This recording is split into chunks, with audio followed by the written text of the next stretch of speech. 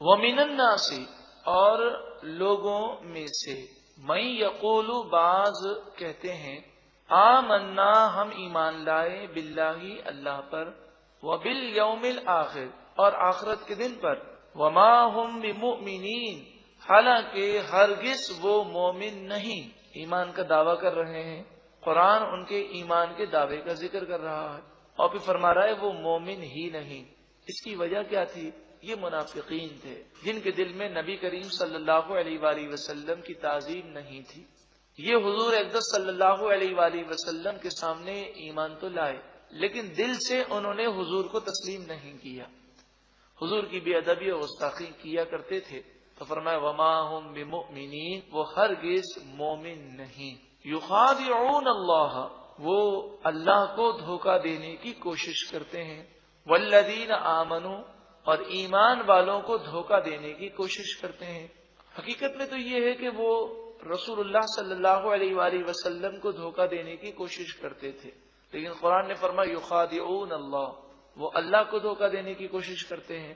اس کی وجہ یہ ہے کہ رسول اللہ صلی اللہ علیہ وآلہ وسلم اللہ کے بھیجے ہوئے ہیں، اور رسول اللہ صلی اللہ علیہ وآلہ وسلم کی بے ادبی کرنا در حقیقت اللہ کی بے ادبی کرنا ہے، اور حضور کو دھوکہ دینے کی کوشش کرنا در حقیقت اللہ کو دھوکہ دینے کی کوشش کرنا ہے. اور مومنوں کو اس طرح دھوکہ دیتے کہ اپنے مسلمان ہونے کا دعویٰ کرتے، ان کے سامنے نماز پڑھتے، ان کے سامنے قرآن پڑھتے، ان کے سامنے جہاد میں شریک ہوتے، لیکن دل سے وہ حضور پر ایمان نہیں لائے تھے.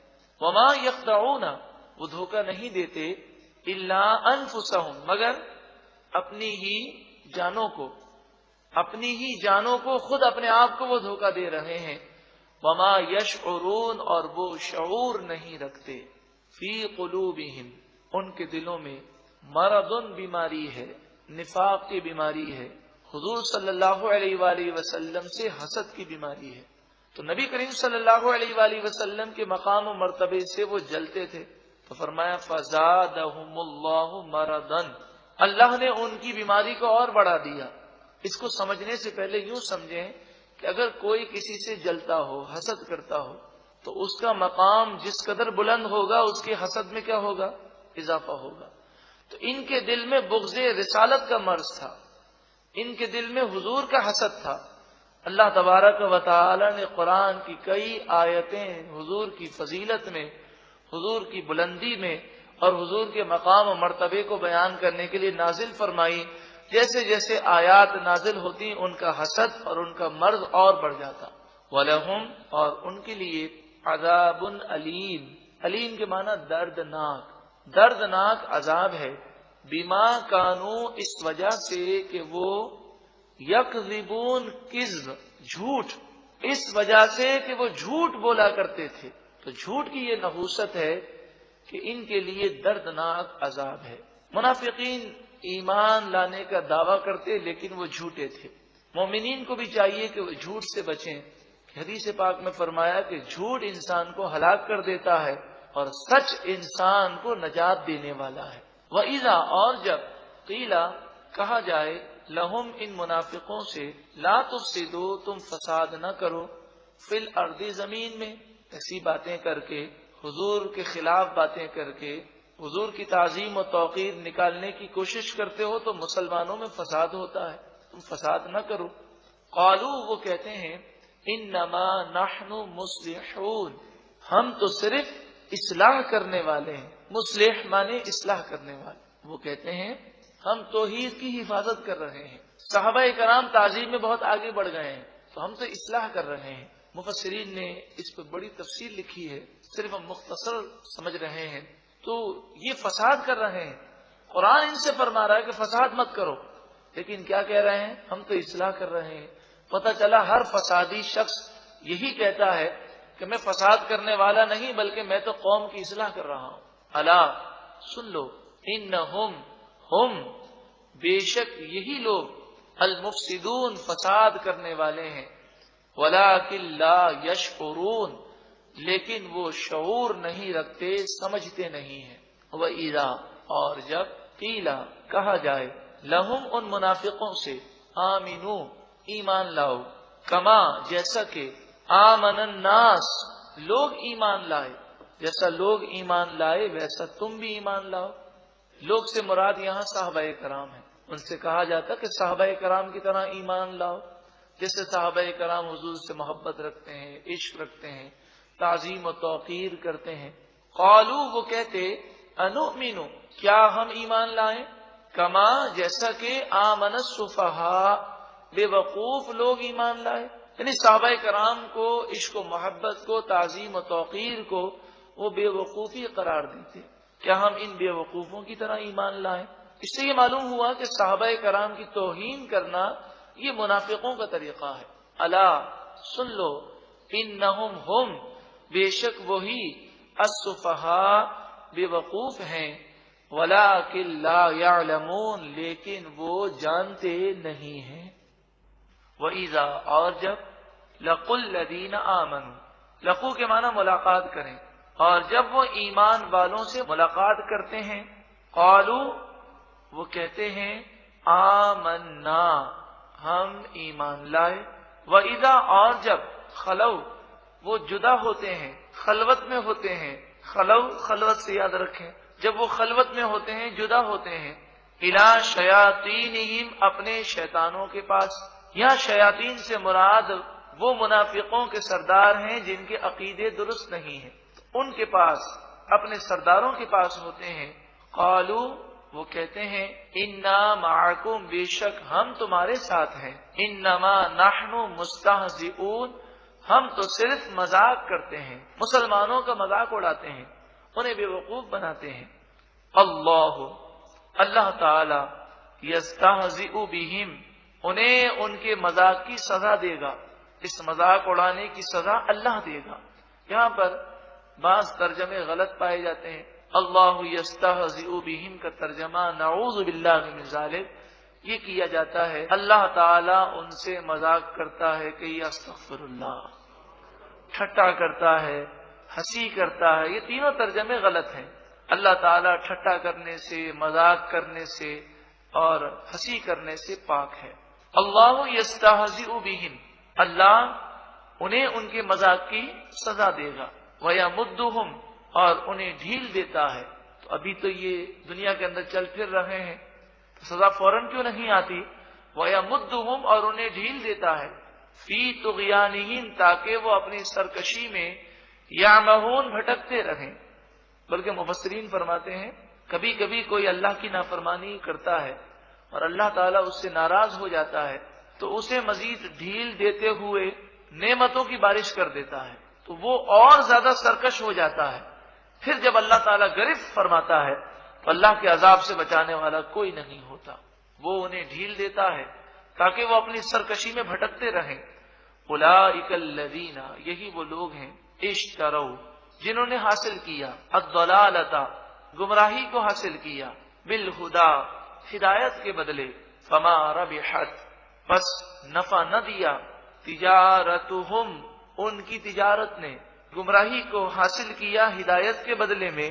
اس کے معنی یہ ہے کہ یہ مدینے میں تھے منافقین، حضور کے پیچھے نمازیں پڑھتے تھے، حضور سے اللہ کا کلام سنتے تھے، چاہتے تو ہدایت پر آ جاتے مگر انہوں نے ہدایت کو قبول نہ کیا بلکہ گمراہی کو حاصل کیا، تو یہ بہت خسارے کا سودا ہے۔ وما کانوا مہتدین اور وہ ہدایت یافتہ نہ تھے۔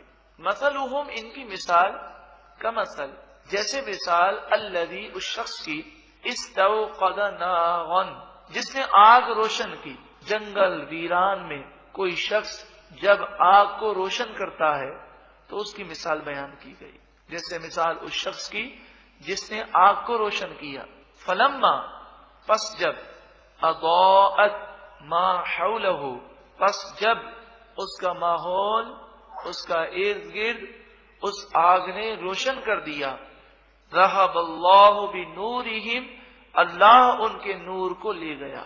اس آیت کریمہ میں منافقوں کی مثال سمجھائی گئی، سمجھنا چاہیں تو اس طرح سمجھیں کہ جب پہلے ذکر کیا گیا آگ جلانے والے تو اس سے مراد ہیں منافقین جنہوں نے اپنے ایمان کا اظہار کیا، پھر آگ کا بجھ جانا اور ذہب اللہ بنورہم اللہ تعالی نے انہیں نور سے، روشنی سے محروم کر دیا۔ اس سے مراد ہے نفاق کرنا، حضور کا بغض رکھنا۔ تو جب انہوں نے ایمان کا اظہار کیا، کلمہ طیبہ پڑھا، لا الہ الا اللہ محمد رسول اللہ صلی اللہ علیہ وآلہ وسلم، تو یہ کلمہ ایسا نور ہے کہ ظاہر اور باطن کو روشن اور منور کر دیتا ہے۔ تو ہونا تو یہ چاہیے تھا یہ منور ہو جاتے، مگر بغض رسالت کی وجہ سے اس نور سے یہ محروم ہو گئے۔ اور ارشاد فرمایا وَتَرَكَهُمْ، اللہ نے انہیں چھوڑ دیا، فی ظلمات، اندھیریوں میں، لا یبصرون، وہ نہیں دیکھتے، انہیں اب کچھ نظر نہیں آتا، اب وہ بھٹک رہے ہیں، خود بھی گمراہ ہیں، دوسروں کو گمراہ کر رہے ہیں۔ صم، بہرے ہیں، بکمن، گونگے ہیں، عمیٌ، اندھے ہیں۔ بہرے، گونگے، اندھے حقیقی معنوں میں نہیں ہے، یہاں مراد یہ ہے کہ اپنے کان سے وہ فائدہ نہیں اٹھا رہے، حق کو نہیں سنتے، حق کو نہیں دیکھتے، حق کے لیے زبان کو استعمال نہیں کرتے۔ سمن، بہرے ہیں، بکمن، گونگے ہیں، عمیٌ، اندھے ہیں، فہم، پس وہ، لا یرجعون، نہیں پلٹیں گے۔ جس طرح بہرا، گونگا، اندھا اگر راہ بھول جائے تو نہ دیکھ سکتا ہے، نہ کسی کی پکار سن سکتا ہے، نہ کسی کو یہ پوچھ سکتا ہے کہ راستہ کس طرف ہے، تو وہ بھٹکتا رہے گا۔ فہم لا یرجعون، اب وہ اسلام کی طرف لوٹ کر نہیں آئیں گے۔ او یا کصیب، جیسے مثال صیب کی، صیب تیز بارش، من السماء، آسمان سے، فیہ، جس میں، ظلمات، اندھیریاں ہیں، ورعد، اور کڑک ہے، وبرق، اور بجلی ہے۔ تیز بارش میں جہاں فوائد ہیں وہاں پر اس بات کا ڈر ضرور ہوتا ہے کہ کہیں بجلی نہ گر جائے۔ جب کڑک زوردار ہوتی ہے تو دل ہل جاتا ہے، اور تیز بارش میں اندھیرا بھی چھا جاتا ہے۔ تو جہاں بارش کے فوائد ہیں وہاں یہ تین چیزیں اس کے ساتھ ہیں۔ تو جہاں اسلام کے فوائد ہیں، جہاں اسلام کی برکتیں ہیں، وہاں آزمائشیں بھی ہیں۔ جہاد میں جانا پڑتا ہے، جان کا نذرانہ پیش کرنا ہے، مقابلے کے لیے گئے تو زخمی ہونا ہے، عزت کو داؤ پہ لگانا پڑتا ہے، اپنی اولاد کو داؤ پہ لگانا پڑتا ہے، کیونکہ جب انسان اسلام پر عمل پیرا ہوتا ہے تو جو لوگ اسلام کے دشمن ہیں وہ اس شخص کے بھی دشمن بن جاتے ہیں۔ تو اس طرح کے واقعات تو ہوتے ہیں۔ تو عقل مند، دانا اور سمجھدار وہ ہوتا ہے جو اس راہ میں پیچھے نہ ہٹے، بلکہ وہ جب اتنا بڑا مقام حاصل کرنے کے لیے چلا ہے، جنت کے حصول کے لیے چلا ہے، تو ان مشکلات کا مقابلہ کرے۔ منافقین کی ایک دوسری قسم تھی۔ پہلی قسم جو آیت نمبر 17 اور آیت نمبر 18 میں بیان ہوئی، یہ وہ قسم تھی جو پکے منافق تھے۔ اور او کصیبن سے منافقین کی اس قسم کا بیان ہے جو شک میں مبتلا تھے، کبھی اسلام کی طرف مائل ہو جاتے، کبھی کفر کی طرف چلے جاتے، کبھی حضور کی تعظیم و محبت آتی اور کبھی پھر باتیں سن کے نبی کریم صلی اللہ علیہ وآلہ وسلم کے گستاخ بن جاتے۔ تو فرمائے ان کی مثال کیسے ہے؟ ان کی مثال ایسے ہے کہ جب تیز بارش ہوتی ہے تو اس میں مشکلات بھی آتی ہیں، تو وہ آزمائشیں دیکھ کر اسلام سے یہ لوگ منحرف ہو جاتے ہیں، اور جب انہیں اسلام کا فائدہ ملتا ہے تو بڑے خوش ہوتے ہیں۔ اس کی مزید تشریح اور تفسیر آگے کی گئی، یجعلون، وہ ڈالتے ہیں، اصابعہم، اپنی انگلیاں، فی آذانہم، اپنے کانوں میں، من الصواعق، کڑک کے سبب۔ صواعق اس کڑک اور اس بجلی کو کہتے ہیں جو چمکتی بھی ہے، شور بھی مچاتی ہے اور گر بھی پڑتی ہے۔ تو اس گرنے والی بجلی کے خوف سے یہ اپنے کانوں میں انگلیاں ڈالتے ہیں، حذر الموت، موت کے ڈر سے۔ لیکن جس طرح بارش میں کوئی شخص ہو کان میں انگلی ڈال دے تو کیا بجلی کے گرنے سے وہ بچ سکتا ہے؟ اسی طرح یہ منافقین بھی کچھ بھی کر لیں اللہ کے غضب سے نہیں بچ سکیں گے۔ واللہ، اور اللہ تعالی، محیط، گھیرنے والا ہے، بالکافرین، کافروں کو۔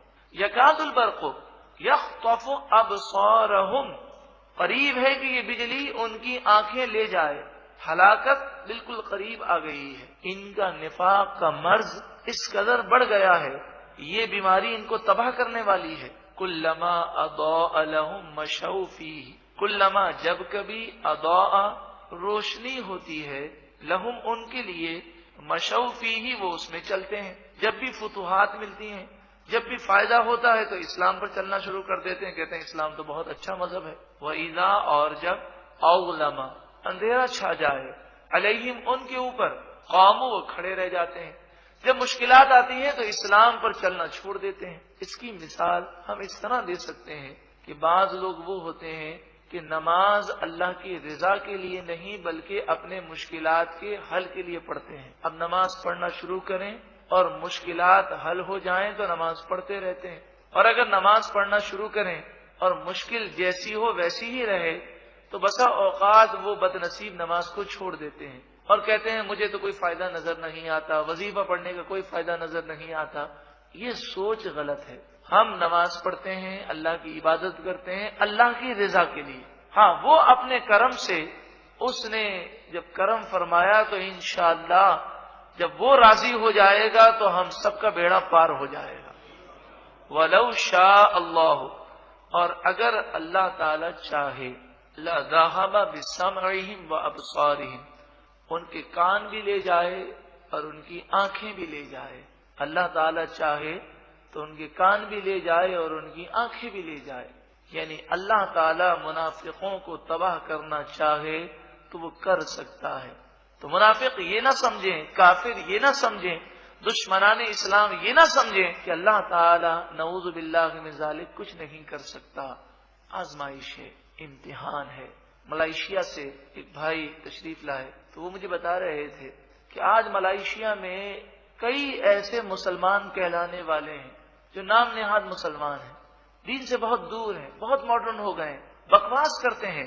ان کا کہنا تھا کہ میں نے کئی عیسائیوں کو مسلمان کیا ہے اور کئی مسلمانوں کو سیدھا کرنے کی کوشش کی ہے.